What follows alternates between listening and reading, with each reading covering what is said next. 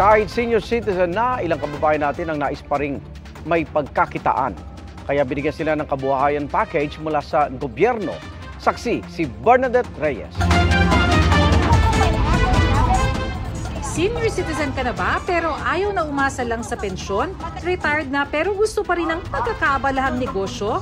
Ilang tulad mo ang nagka-food cart business, naging retailer ng bigas o mananahi sa isang programa ng Labor Department at ng National Commission of Senior Citizens.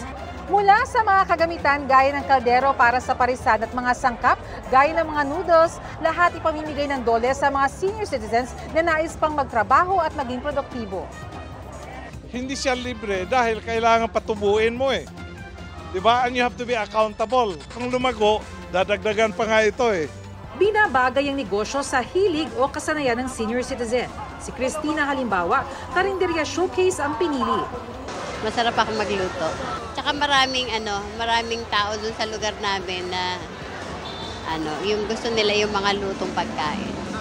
Si Lola Irene naman, kaya pa ring manahin ng kortina at kumot kahit 74 anyos na. Dati po nananahi ako sa Quezon City. Kaya pa po, nagsusumba pa po ako. Food cart business naman ang pinili ng 78 years old na si Lola sa Turnina. Malaking bagay po ito para sa akin. Makakatulong po ito kasi wala po kasi akong pinagkakakitaan.